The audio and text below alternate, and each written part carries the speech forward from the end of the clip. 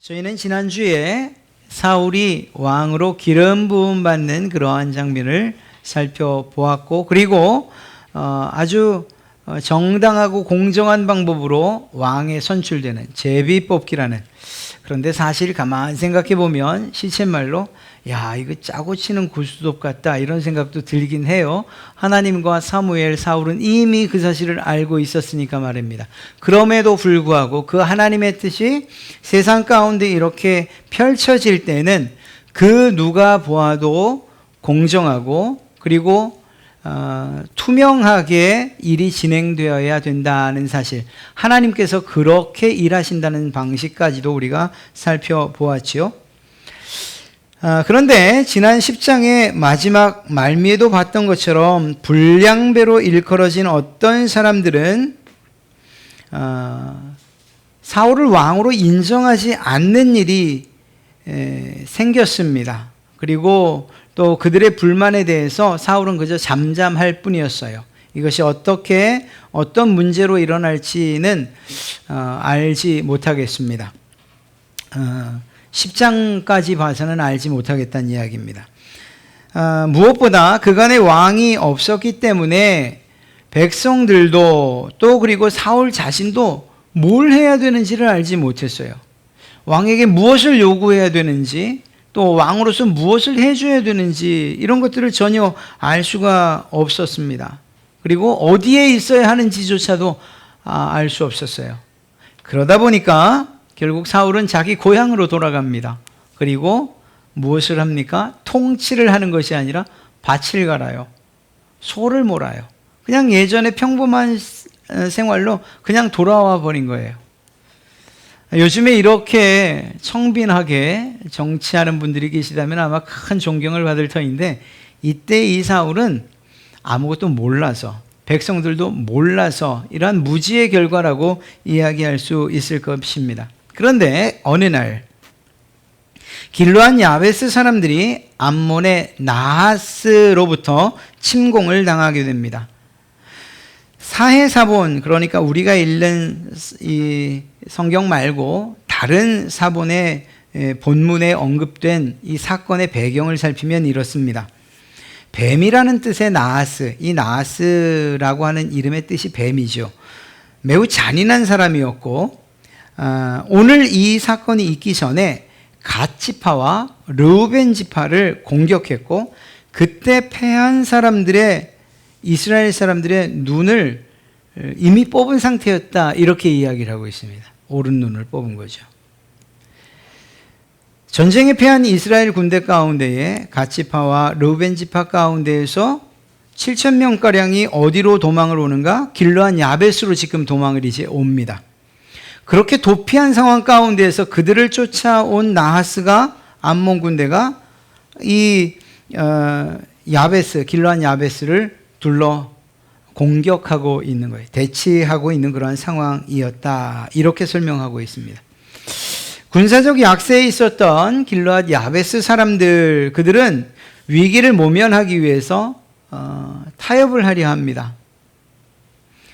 다른 것 아니고 우리가 졌다, 대신에 언약을 맺고 조공을 바치는 것으로서 끝내자, 이렇게 이야기를 합니다.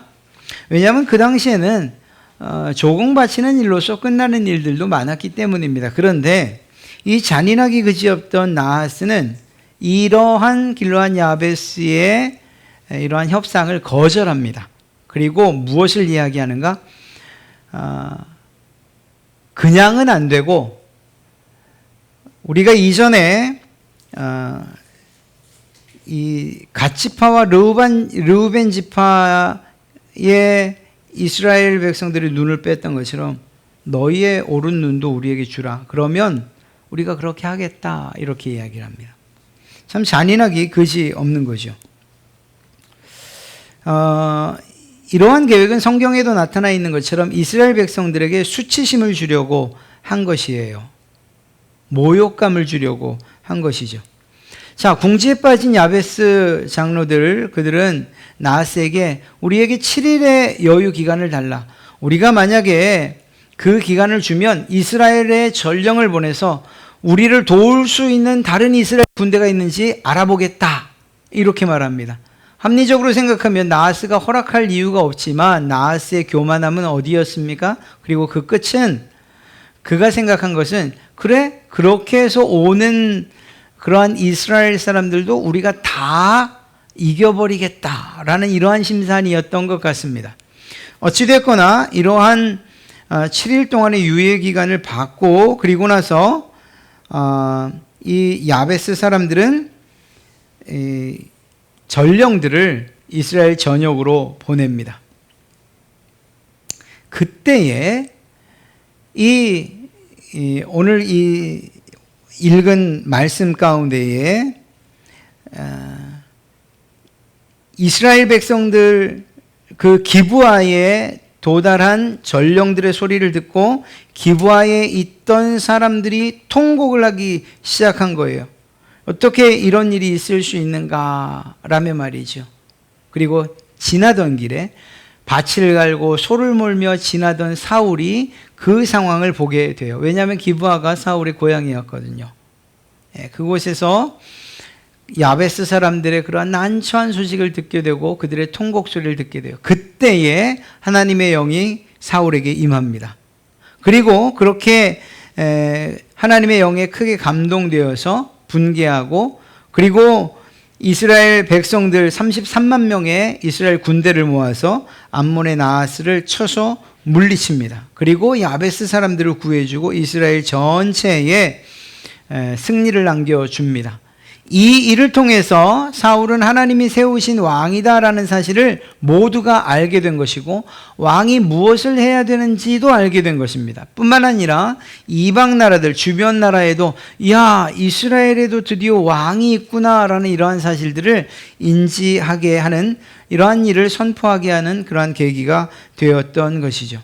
뿐만 아니라 33만 명이라고 하는 이스라엘의 모든 군대가 집결해서 함께 힘을 합해서 국가의 위기를 해결하는 이러한 좋은 선례를 남긴 일이 바로 이 사건입니다.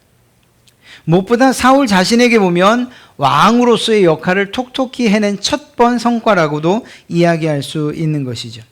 그런데 칭송은 사울이 들어 마땅합니다만 성경을 읽는 우리에게는 사울이 정말 승리의 원인이었고 그가 승리의 선봉장이었는가 이렇게 되물을 수밖에 없어요. 왜냐하면 사울이 이렇게 이스라엘의 지도자로 그리고 승리하게 된 이러한 모든 이면에는 하나님의 영이 일하시고 하나님의 영이 역사하셨기 때문이라는 사실, 다시 말하면 성령님께서 사울과 함께 하셨기 때문에 이런 결과가 나왔다는 사실을 읽는 독자들은 모두 알 수 있기 때문이에요. 여러분들도 저도 성경을 읽으면서 사울이 정말 대단하구나 라고 말할 만한 부분이 사실 없어요. 오히려 성령 하나님께서 이 모든 일들을 일으키시고 이 가운데에서 사울을 우뚝 세워주셨구나 라는 사실을 알 수가 있는 것이죠. 그래서 오늘 성령님께서 사울을 감동시키셨을 때 사울이 어떤 마음을 갖게 되었는지, 그래서 암몬과의 전투만큼 치열하고 또 성도들과 함께 이 하나님을 조롱하려는 이 세상과의 싸움, 여러분들과 제가 싸우는 세상과의 싸움에서 우리를 어떻게 승리케 하시는지 하는 이러한 말씀을 나누며 은혜의 시간이 되었으면 합니다. 성령님께서, 그러니까 하나님의 영이라고 표현된 성령님께서 사울에게 임했어요.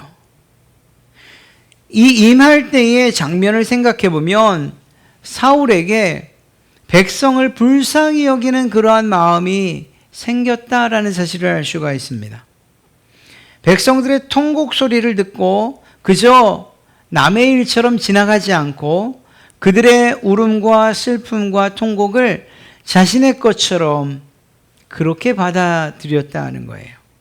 하나님의 영이 감동되었을 때에, 성령님이 여러분에게 임할 때도 이와 같은 역사가 일어나야 된다는 사실을 꼭 기억하시기 바랍니다. 성령 하나님께서 우리 가운데 역사하신다고 말하는데도 불구하고 우리가 마땅히 긍휼히 여기고 불쌍히 여기고 자비를 베풀어야 할 자들에게 그러한 일들을 행하지 않는다? 이것은 이율배반적이고 어쩌면 우리에게 그저 감정적으로 하나님의 영이 임했다라고 착각하고 있는 것일 수도 있다라는 것입니다.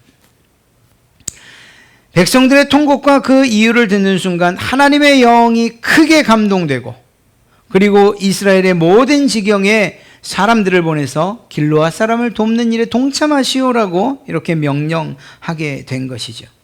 길르앗 사람들의 아픔을 자신의 아픔으로 여길 줄 아는 사울, 그것이 왕의 진정한 마음 아니겠어요? 그리고 그 진정한 마음이 무엇으로부터 시작되었는가? 하나님의 영이 사울에게 임하는 것으로부터 시작되었다는 사실을 알 수가 있습니다. 예전엔 그저 아버지의 나귀 하나 정도 찾으러 다니는 이름 없는 그러한 사람이었는데, 한 청년이었을 뿐인데, 이제는 부족의 아픔을 끌어안는, 그리고 나라의 그러한 고통과 아픔을 끌어안을 수 있는 그러한 왕으로서 이제 자리매김하게 된 것입니다. 사울은 성령으로 충만하자 하나님의 마음으로 길르앗 야베스 사람들의 아픔을 느낄 수 있었던 거예요. 여러분, 긍휼히 여기는 하나님의 마음이 어떤 마음이에요? 바로 이 사울이 느꼈던 그러한 마음 아니겠습니까? 긍휼한 마음이 생겼어요. 그때 이 긍휼은 대상을 가리지 않습니다. 사실 길르앗 야베스 사람들, 그들은 매우 작은 부족에 불과했어요. 큰 위험을 무릅쓰고 도와줘야 될 만한 그러한 이유가 특별히 없을 수도 있어요. 왜냐하면 이러한 문제를 잘못 다뤘다가 왕으로서의 위신이나 혹은 체면이나 자리가 불안할 수도 있지 않습니까? 첫 번 전쟁인데. 더군다나 나하스는 이미 갓지파와 므낫세 지파를 이기고서 지금 쳐들어온 상황이지 않습니까? 도와야 할 대상을 따지지 않고 자기의 처지를 따지지 않고 생각하지 않는 것, 내 이익과 상관없이 시간과 돈과 열정을 드릴 수 있는 이 마음이 바로 긍휼의 마음이라는 것입니다. 상대방의 신분이 누구인지, 천한지 혹은 높은지, 부자인지 가난한지, 어린아이인지 어른인지, 남자인지 여자인지 따지지 않는다는 거예요. 하나님의 긍휼이 우리에게 어떤 조건을 가지고 있던가요? 그렇지 않죠. 내가 어떤 사람이든지 간에, 내가 정말 아프던 그렇지 않던, 마음에 상처가 있든 없든, 부자이든 가난한 자이든, 하나님의 긍휼은 모든 사람들에게 다 나타났고, 그렇기 때문에 바로 내가 이 자리에 있는 것 아니겠습니까? 예수님께서 그 놀라운 기적들을 베풀 때에도 그 누구도 거절하거나 아니라고 말씀하지 않으셨어요. 가리지 않으셨다는 거예요. 이럴 때 긍휼은 상대방의 입장이나 혹은 그 대상을 가리지 않습니다. 대상을 가린다는 것은 결국 나와의 유익을 따져서, 유익의 유무를 따져서 가리는 것이거든요. 그러지 않아요. 사울은 그들의 그저 슬픔과 울분에 동참했어요. 동감했어요. 함께 공감했어요. 그리고 내 이익과 상관없이 그 모든 일에 행동으로 옮겼던 것을 알 수 있습니다. 긍휼의 마지막은 행동이에요. 우리가 어떤 사람을 보면서 마음이 아플 수 있어요. 자비한 마음이나 긍휼한 마음이 들 수 있어요. 그 상대가 어떠냐 상관없이 말이에요. 그리고 내 이익과 상관없이 그런 마음은 들 수 있어요. 그러나 그 긍휼의 끝은 행함으로 나타나야 되는 거예요. 작아도 우리의 지갑을 벌려 돕는다거나, 아니면 그가 필요로 하는 것들을 조금이라도 채워줄 수 있는 이러한 행동이 필요한 거예요. 오늘 이 사울은 그저 슬퍼 함께 우는 것으로 그치지 않고, 그 하나님의 영이 임했을 때에 그 가운데 임한 긍휼, 그것은 생각으로, 그리고 감정으로, 그리고 의지로 나타났다는 사실을 꼭 기억하십시오. 사랑하는 성도 여러분, 여러분이나 제가 성령에 충만한 자가 되었다 할 때에 나타나는 가장 큰 증거가 무엇이냐? 그것은 바로 이러한 긍휼의 마음이, 긍휼의 감정이, 긍휼의 행동이 우리의 삶에 나타나는 나야 한다는 사실입니다. 오늘 이 사울처럼 말이에요. 우리가 예수님을 믿었습니다. 그리고 그분께 큰 은혜를 입었습니다. 그리고 그분의 긍휼함을 우리의 마음 가운데 가졌습니다. 길을 가다가 또 이웃들을 향해서 또 어떤 상황을 보면서 우리의 마음에 감동이 일어나고 머릿속으로도 그를 도와야겠다는 생각이 들어요. 그러나 우리의 몸이 움직이지 않고 우리의 지갑이 열리지 않는다면 그것은 긍휼한 사람이다 이렇게 말할 수 없어요. 하나님의 영이 감동했는지 모르지만 그 감동을 의무로 거절했다 이렇게 이야기해도 결코 틀리지 않을 것입니다. 사울에게 임한 긍휼의 마음, 그것은 성령님께서 주신 마음이고 그 성령님의 주신 뜻에 따라서 마음도 생각도 몸도 따라서 하나님의 뜻대로 움직여갔던 사울을 보면서 우리에게 성령님이 임하셨습니까? 성령의 충만을 간구하십니까? 그렇다고 한다면 우리 안에 긍휼의 마음이 있는지, 긍휼에 대한 생각이 있는지, 긍휼에 대한 의지와 행동이 있는지 우리 스스로를 함께 돌아봐야 할 것입니다. 그저 머리와 가슴만이 아니에요. 긍휼은 손과 발을 통해서 성취되는 것입니다. 예수님께서 우리를 위하여 긍휼히 여기시고 우리를 불쌍히 여기셔서 하신 일이 무엇이에요? 구속사역이죠. 구속사역이 말로만 이루어졌습니까? 예수 그리스도의 그러한 감정으로만 이루어졌습니까? 아니에요. 그분의 구속사역의 정점은 바로 십자가에서 실제적인 희생이었어요.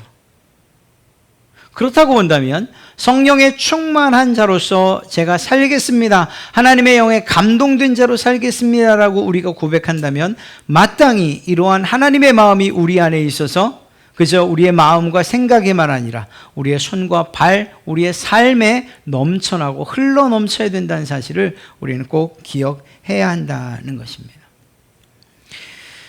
성령님은 사울에게 분노, 거룩한 분노를 부어주셨어요. 하나님의 영이 임했을 때에 사울에게 좀처럼 찾아볼 수 없는 자신의 성격과는 전혀 다른 거룩한 분노를 그가 느꼈다고요.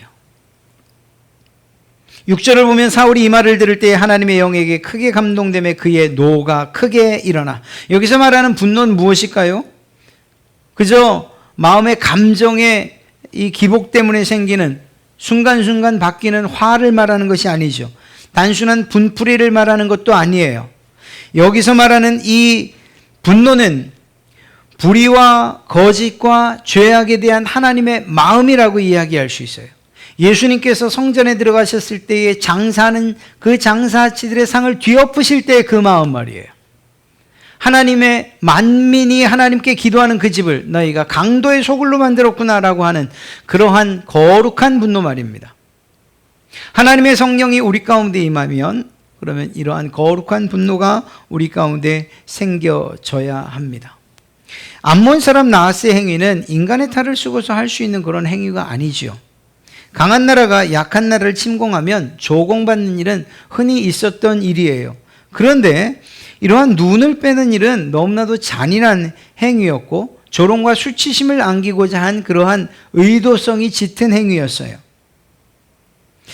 사실 그 당시에 이 나하스가 요구했던 오른 눈 제거에 관한 이 일은 당시의 상황이 어떤 식으로 전개되었는가 하는 것을 알 수 있다 이렇게 이야기합니다. 군인들이 싸울 때 한 손으로는 왼손으로는 방패를 들고 오른손은 칼과 창을 들죠. 그러면 방패로 자신의 왼쪽 눈을 가리고 오른쪽 눈을 가리고 싸운다. 이렇게 이야기를 합니다. 격렬한 전투에서 이것이 구분이 되겠느냐 많은 말입니다. 그러한 상황에서 오른 눈을 뺀다는 것은 전투 능력을 빼앗겠다는 의도이고 그러면서도 왼쪽 눈을 살려두는 것은 조공은 바치라는 것이죠. 이렇게 해석하는 분들도 계십니다. 그리고 결코 틀렸다고 말할 수 없을 것 같습니다. 매우 악랄하면서도 당하는 자에게는 한없는 수치와 모욕을 불러일으키는 그러한 일이었어요. 사랑하는 성도 여러분, 성도들을 향한 특히 하나님을 향한 세상의 불의가 우리가 살고 있는 이 세상의 불의가 이렇지 않습니까? 단순한 승리가 아니라 하나님에게 모욕과 수치 그리고 조롱을 안기고자 우리를 향해 악한 영들과 공중의 권세 잡은 자들이 달려들고 있지 않습니까? 그런 전쟁이 날마다 벌어지고 있지 않습니까? 이때에 우리들은 이러한 불의한 세상을 향해서, 악한 영들을 향해서 분노해야 한다는 거예요. 그러한 마음이 우리 가운데 있어야 돼요. 성령님께서 적어도 우리 가운데 역사하시고 감동하신다면 세상의 불의를 보고서 그것이 불의라고 말할 수 있어야 되고, 의로운 정말 옳지 않은 일에 대해서 옳지 않다고 말할 수 있어야 되는 것이죠. 그리고 정말 우리에게 힘이 없다면 기도하는 마음으로 하나님 앞에 나가서 이것은 옳지 않습니다라고 기도할 수 있어야 된다는 거예요. 그러한 의로운 분노가 성령의 감동받은 자들에게는 반드시 있어야 되는 것이고, 그런 점에서 성령의 충만함을 기도하고 간구하는 우리에게도 이러한 의로운 분노는 늘 있어야 된다는 거예요. 우리가 세상과 싸우고 있는 이상은 말입니다. 그런데 세상을 향한 의로운 분노 이전에 먼저 선행되어야 될 것이 있습니다. 그것은 다른 것이 아니라 바로 우리 자신이 먼저 하나님의 마음, 그분의 의로움에 합당한가, 우리 스스로를 먼저 살피는 일이 필요한 거예요. 원래 사람이 그렇지 않습니까? 내 눈에 들보는 보지 못해도 다른 사람 눈에 티끌은 어쩌면 그렇게 잘 보이는지. 만약에 이러한 사실들을 인지하지 못한 채 우리에게는 우리 스스로가 여전히 불의하면서, 그러면서 내가 하나님의 의로운 분노로 세상을 향해서 이렇게 외칩니다라고 말할 때에 오히려 하나님께 영광을 돌리는 일이 아니라 그분의 이름에, 그분의 명예에 먹칠을 하는 결과를 갖지는 않겠습니까? 이것은 예를 들어 이런 거예요. 제가 여러분들을 향해서 거룩하십시오, 또 여러분 그렇게 하시면 안 됩니다, 의로운 분노를 가지고 설교를 해요. 그런데 그렇게 말하는 모든 이러한 실수와 죄악들이 제게 있다고 한번 생각을 해보십시오. 여러분들이 어떻게 생각하시겠어요? 아이고 자기나 잘하지 라고 말하지 않으시겠어요? 똑같은 이야기예요. 우리 스스로가 하나님 앞에 의롭지 못한데 세상을 향해서 의로운 분노를 품는다? 이거는 앞뒤가 맞지 않는 이야기인 거예요. 그러니까 세상을 향한 의로운 분노를 생각하기 전에 우리 스스로 하나님의 의의 기준에 알맞은 삶을 살고 있는가, 바른 삶을 살고 있는가, 우리 스스로를 먼저 돌이켜보는 이러한 지혜가 있어야 할 것입니다. 성령의 감동으로 충만해야 합니다. 그때 우리 자신의 부패한 심령을 바라보면서 분노하는 일이 있어야 되고, 또한 애통해야 됩니다. 그리고 우리의 마음을 찢어 하나님 앞에 내어놓고 어찌할꼬 하는 이러한 마음으로 회개해야 할 것입니다. 그리고 나서 세상의 불의와 그리고 죄악에 대해서도 우리는 의로운 분노를 가져야 할 것입니다. 하나님의 영이 사울에게 임했을 때에 그에게 놀라운 지도력과 권위가 부여됐다는 사실을 아십니까? 길르앗 야베스 사람들의 이야기를 들은 사울은 온 나라에 길르앗 야베스를 구하기 위한 소집령을 선포합니다. 그런데 아주 그 방식이 강력했어요. 자기가 몰던 소 한 결이, 그러니까 2마리를 각으로 떠서 그걸 각 이스라엘 지파에 보내면서 너희가 만약에 이 일을 돕지 않는다면 너희의 소들이 이렇게 죽임을 당할 것이다, 내가 너희를 가만두지 않겠다라고 이야기하는 거예요. 사울이 그런 사람이었던가요? 우리가 지난 몇 주만 살펴봐도 야, 소심하기 그지없다, 나약하기 그지없다, 아니 기름 부음을 받고 확신을 받았음에도 불구하고 숨어요. 제비 뽑아서 왕이 됐는데 짐 사이에 숨어 있어요. 왕이 됐다고 하는데 도망을 간 거예요. 자기를 거역하는 사람들에 대해서, 이것은 뭐 좀 다른 차원입니다만, 그저 아무 말 못하고서 그냥 잠잠히 있어요. 사울의 성품이 그랬잖아요. 그랬던 그가 어쩜 이렇게 확 바뀔 수가 있죠? 그것은 사울이 변한 것이라기보다는 하나님의 영이 그에게 임했을 때 하나님께서 부어주신 마음이 사울에게도 그리고 이스라엘 각 사람들의 마음에도 임했기 때문이에요. 놀랍게도 오늘 말씀을 보면 7절 마지막 부분에 여호와의 두려움이 백성에게 임함에 이렇게 되어 있어요. 그래서 한 사람 같이 나왔다 이렇게 말하고 있어요.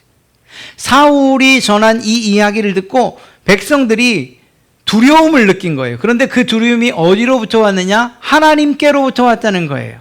여러분 잘 보십시오. 사울은 자신의 의로운 분노에 따라서 그 분을 소집령으로 요청했고 그 소집령을 내리면서 각을 든 소를 보냈어요. 그런데 사실 그것이 뭐 그렇게 큰 일이겠어요? 말씀드렸던 것처럼 베냐민 지파는 가장 작은 지파예요.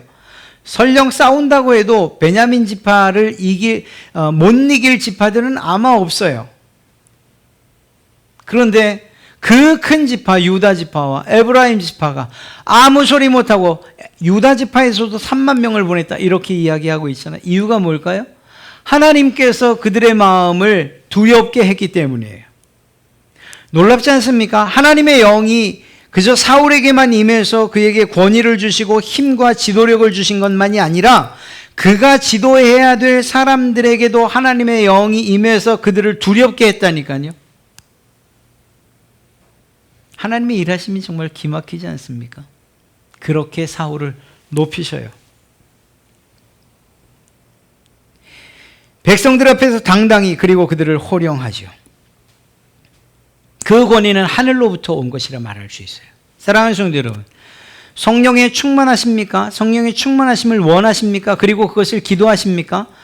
그리고 그 기도의 응답대로 여러분에게 성령의 충만함이 일어나면 여러분들이 기대하지 않았던 그리고 상상하지 않았던 영적인 권위가 여러분에게 부여될 줄로 믿습니다.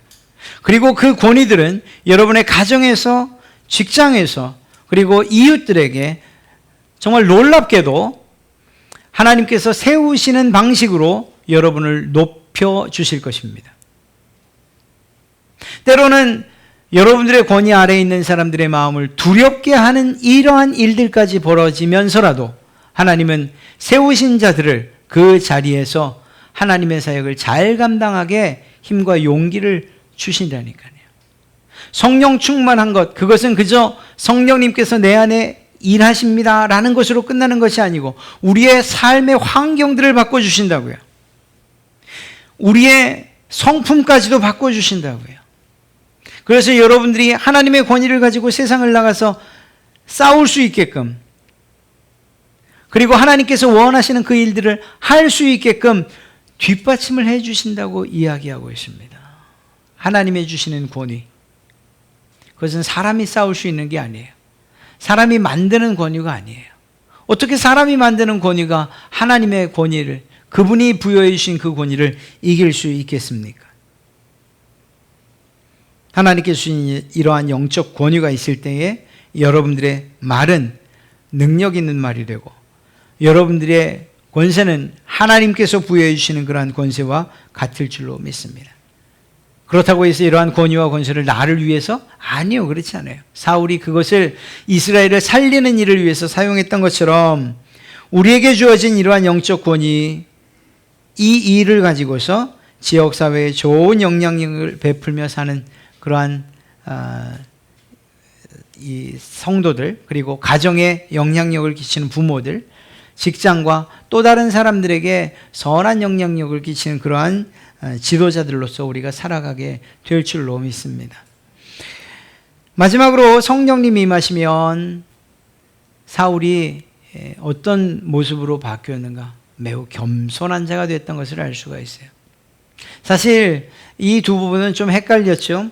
그가 겸손한 거냐 아니면 너무 나약한 거냐, 이렇게 두 가지 이야기를 가지고서 이것이냐 저것이냐 이렇게 고민을 좀 했었습니다만, 그런데 오늘 말씀을 보면 12절과 13절 보니 백성이 사무엘에게 이르되 사울이 어찌 우리를 다스리겠느냐 한 자가 누구이니까 그들을 끌어내소서 우리가 죽이겠나이다. 사울이 이르되 이날에는 사람을 죽이지 못하리니 여호와께서 오늘 이스라엘 중에 구원을 베푸셨음이니라. 보십시오.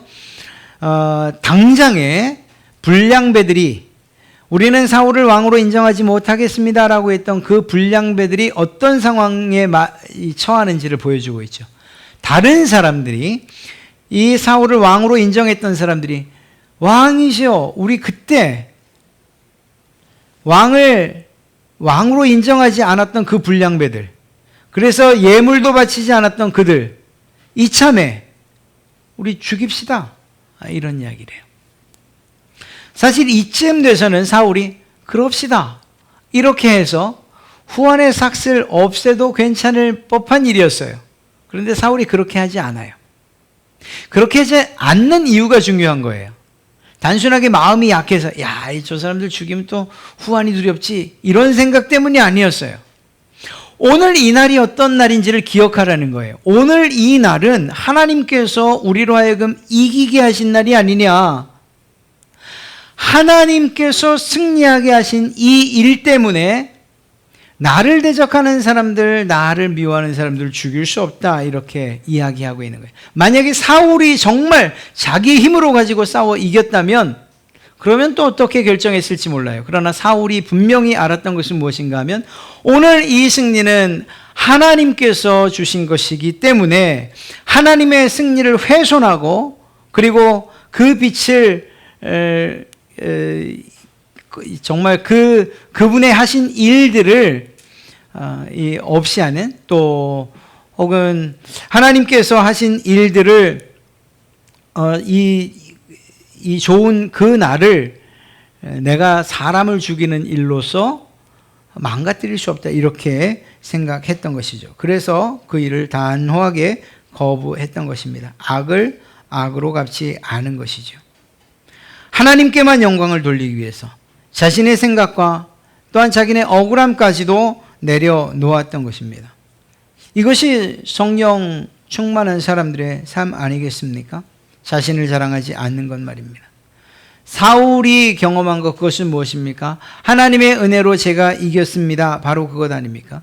여호와께서 오늘 이스라엘 중에 구원을 베푸셨음이니라. 하나님께서 도우셔서 이 일이 가능한 것입니다. 하나님께서 싸우셔서 이길 수 있었습니다. 내가 한 것은 아무것도 없습니다. 그래서 내가 사람을 죽이는 일로서 하나님의 영광을 가릴 수 없습니다. 라고 이야기하고 있는 거예요.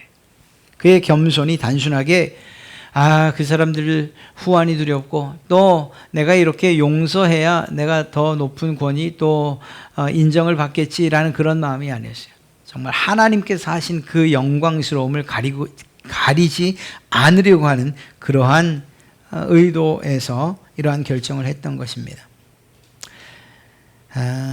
사울이 이러한 마음을 끝까지 유지할 수 있었더라면 얼마나 좋았겠습니까마는 적어도 이 순간만큼은 하나님께서 주신 이러한 하나님의 영의 감동전자로서 자신이 해야 할 일들, 즉 긍휼히 여기는 일들이나 또한 거룩한 분노를 품는 일, 또 영적인 권위를 선하게 사용하고 더 나아가 겸손히 그 권위를 사용하는 이러한 사울의 모습을 우리가 보게 돼요.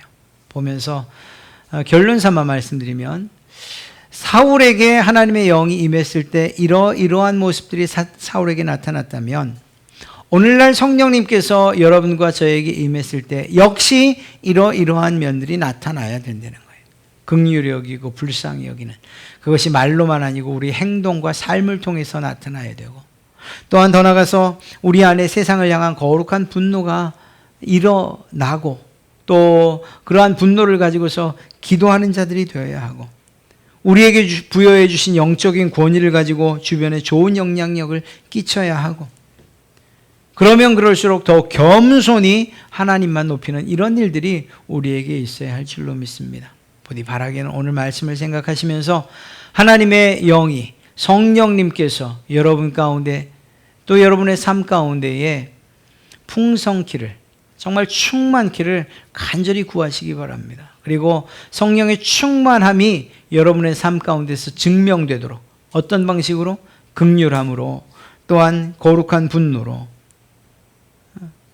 좋은 영향력을 끼치는 권위자로 그리고 더욱 겸손한 모습으로 하나님만 높이는 방식으로 그렇게 성령의 충만한 이 모습을 증명해내시는 그러한 여러분 되실 때 하나님께서 여러분들에게 더욱더 큰 은혜로 그리고 더욱더 큰 성령의 충만함으로 역사하실 줄로 믿습니다. 다음 한 주간도 우리가 이러한 성령님과 동행하면서 우리에게 주어진 이러한 긍휼과 거룩한 분노 또한 선한 영향력의 권위자 또 더 나아가서 늘 겸손한 자로서 세상을 향해 승리하며 또한 여러분의 삶 가운데 하나님의 은혜와 복이 풍성케 되시기를 주님의 이름으로 축복합니다.